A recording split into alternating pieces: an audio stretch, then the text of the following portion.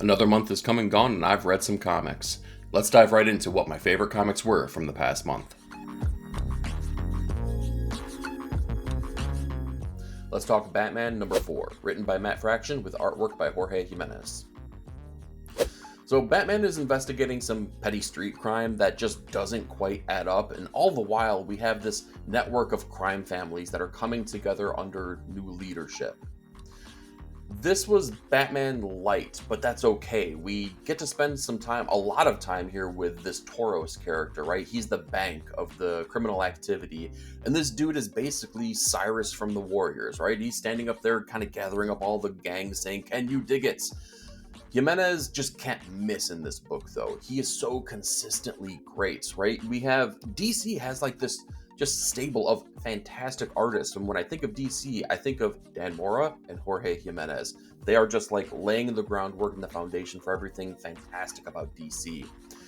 This is just a Batman light issue, though, which is the only downside to it. But I have to say, when Jimenez gets the opportunity to really have some fun, he definitely takes advantage of it. It makes me kind of wonder, though, with him being on the book for so long here, when are we going to get Jimenez doing a different book? When are we going to get him kind of taking on something bigger in scope here? I'm not mad with the fact that he's here. In fact, I'll take him drawing Batman for the rest of my life. But I'm also ready to see what else he's able to deliver. And with my top comic of the week, let's talk Giant Size Criminal number 1, written by Ed Brubaker with artwork by Sean Phillips.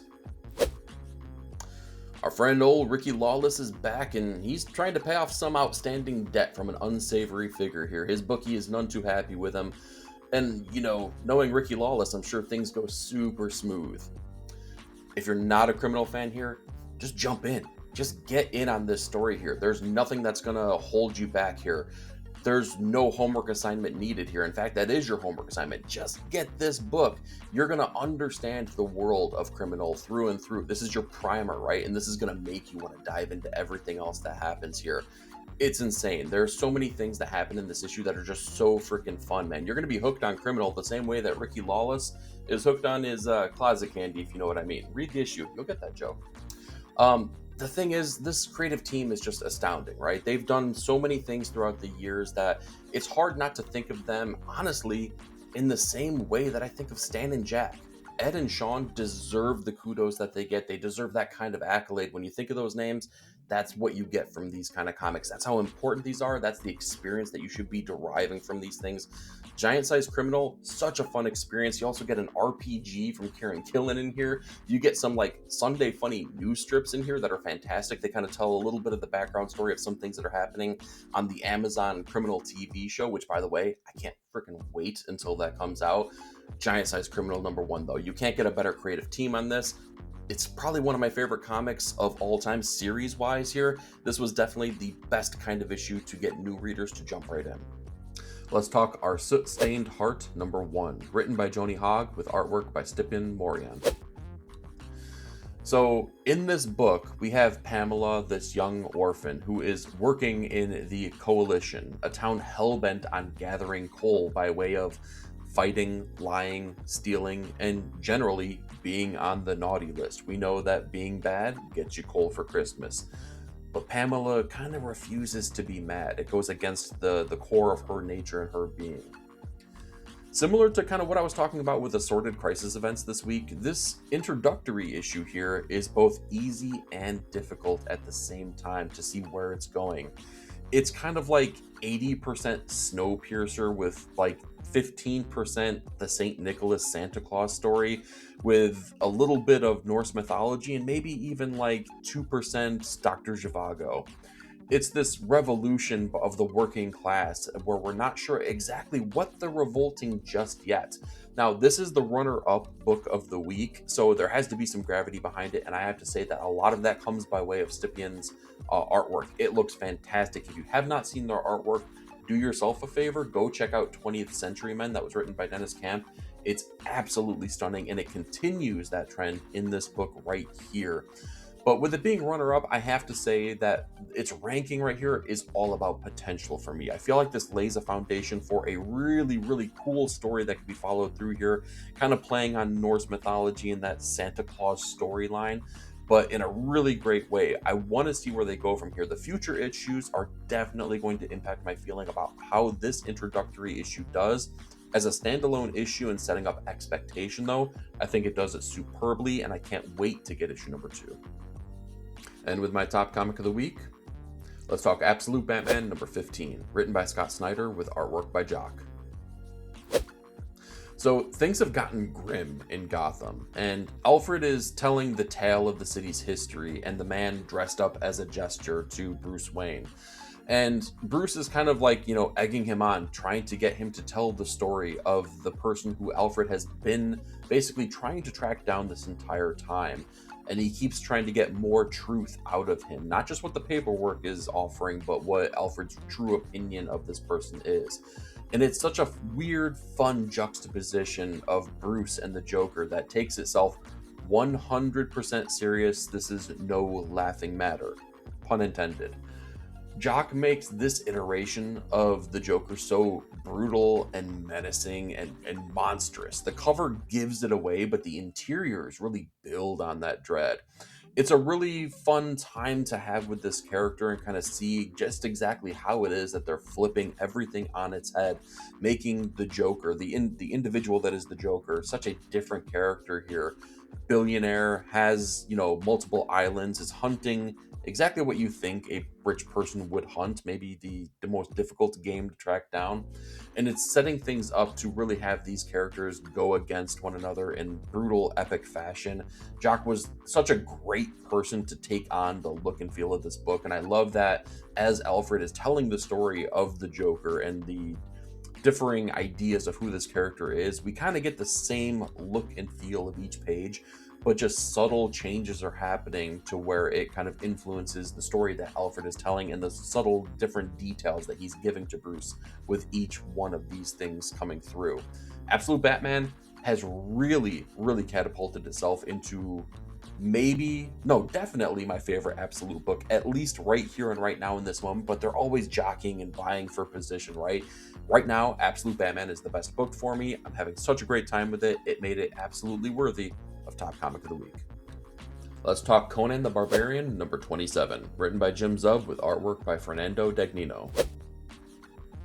So in this issue, Neremedes celebrates Conan's victory, right, as he commands him to take charge of his new army.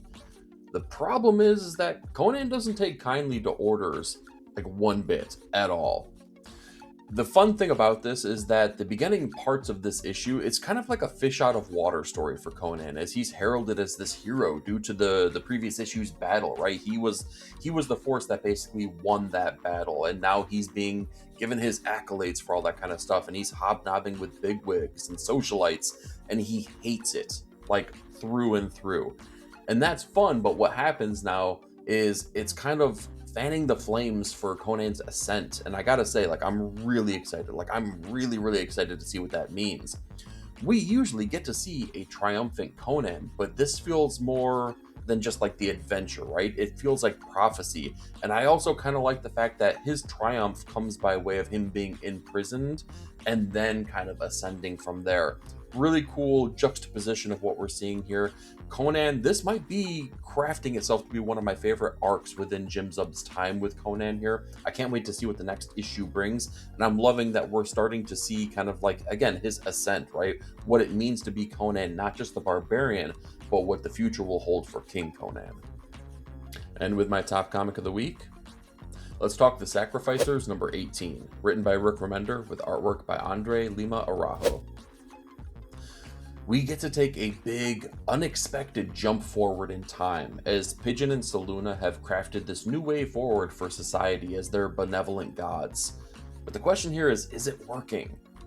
Heavy Lies the Crown is probably the understatement here, as you can see the struggle that these two individuals have fought so hard to enact the change that they want to see in the world, and they bet everything on it. They tear down the old regime, the old gods, and the old ways. This issue is so in line with what we've been delivered through the entire series, though. Does right exist? Is the lesser of two evils acceptable? Like, these are the questions that we're being asked, and that I don't know if we're being delivered the answers, right? We're not being spoon-fed anything, and that's one of the greatest strengths of this series. Araujo is a welcome addition yet again here too. His style is different than what we normally get from Max Fiumara on here, but it's clearly tailored to the book itself, and it just feels good, and it feels right, and it feels so in place with everything that is trying to be accomplished here. I love it when he gets to kind of come in and tell his tale when Max Fiumara is off of the book, kind of working on future issues. Great series, great issue. Sacrificers was definitely worthy of Top Comic of the Week. Let's talk Absolute Martian Manhunter number 7, written by Dennis Camp with artwork by Javier Rodriguez. So on the heels of the White Martians' assaults, John and like everyone around him are dealing with the after effects of the Martians' influence. And that could mean a lot of different things. John and his wife are now separated. He's no longer, in contact with his son, who definitely still kind of harnesses some of that influence over the White Martian. And the world is just kind of reeling all around them. This is a smaller, lighter issue, and that kind of makes it one of my favorite issues of the series thus far, because it kind of allows us to recalibrate a little bit. This series can be very challenging in some of the ideas that it's trying to play with and the scope that it's working with as well. So it's nice for this creative team to kind of level set just a little bit and allow a reader like me to kind of catch my breath a little bit and kind of reconceptualize what it is that's happened and where we're going to be going. While this is a limited series, I feel like this is a good jumping on point. So if you haven't kind of given Absolute Martian Manhunter a chance, just pick up this issue and see if you enjoy what you're being delivered here, because it's a slower issue and it's a good jumping on point. It's also impossible to not mention Javier Rodriguez on this. The colors and the way they're used in this book and their level of importance is just really done in such a great way. And the fact that they're using a limited palette, it just makes it even more mind-blowing here. Javier Rodriguez, over the last couple years, I've really enjoyed their work, and I feel like they just continue to level up through and through and through, and this is another great example of that. Absolute Martian Manhunter really kind of, got me excited again to read this book. And with my top comic of the week, let's talk Green Arrow number 31, written by Chris Condon with artwork by Montos. So in this final issue here, a hero inspires a young child in need, as we see that the powers that a hero possesses and harnesses rarely defines what makes them super. So I don't know if this issue was intended to be the end cap, or maybe if it was retooled, but it's a really great look at the impact these heroes can have. Sometimes it's, equally as powerful having a conversation with a child in need as it is having that world-threatening fight with Darkseid.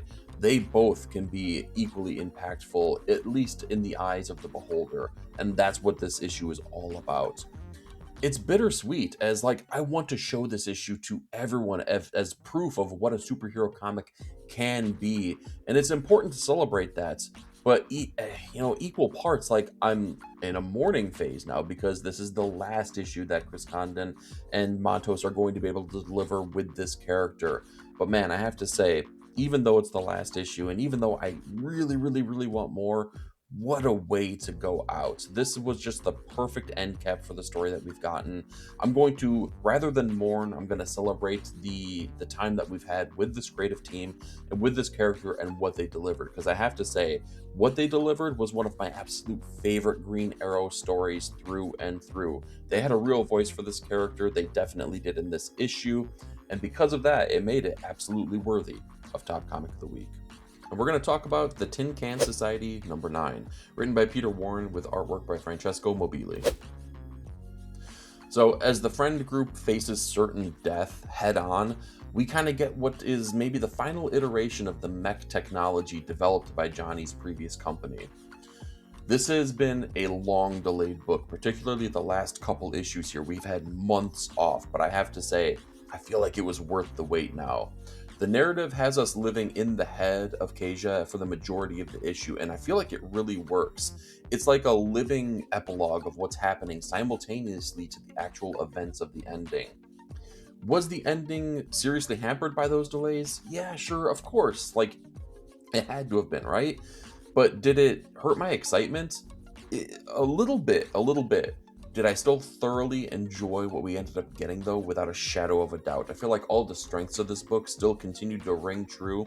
It still felt like it brought forth those kind of Stephen King-esque qualities at the very end. Not like horror tropes or any aspects like that, but the way that he develops characters and the way that he kind of can end a story, right? This does bring, it brings an end to the entire storyline that we've gotten here. I feel like the characters really worked, they really sang true, and they stayed true to their personality types. And I love the way that they really kind of put a bow on this. So Tin Can Society was really, really great. I'm glad that it's all done now, and I think it's going to read really well all together. And with my top comic of the week, let's talk Lost Fantasy number 6, written by Kurt Pierres with artwork by Maxi Dallo and Luca Casalangueta. So Blackheart investigates a lead on his father's murder, and a magical biker gang may have some answers for him. This was a really, really great issue. I feel like the strength of this book is when it kind of like walks that tightrope between fantasy and crime detective stories, and it leans on that detective investigatory nature in this book really, really heavily, and it works so well. Dallo's art is definitely different than Casalangueta, but it works, specifically in that action-packed biker bar scene. I like that we kind of get this mishmash of everything that's happening. I've said this for like every issue, but I'm going to keep saying it because it continues to work. The melding of these two things, right, fantasy and crime, on paper, you don't think that it would work. It's worked previously in things like Fables, but I feel like it leans more on the fantasy. This leans on the crime way more, and I'm enjoying it so thoroughly. The other thing is that I really enjoyed that Casalangueta got to come back here for the last couple pages and maybe start to get further enveloped into the storyline. I feel like Casalangueta and Pierre really work well together, and I want to see them on full issues yet again. This was a fun issue. I really like where it's going. I really like how the fantastical portions are starting to take hold a little bit more, because now they're traversing into that world as they investigate the murder. And I'm really, excited to see where Blackheart's going to be going as we move forward here. All of this stuff put together, though, made it absolutely worthy of Top Comic of the Week.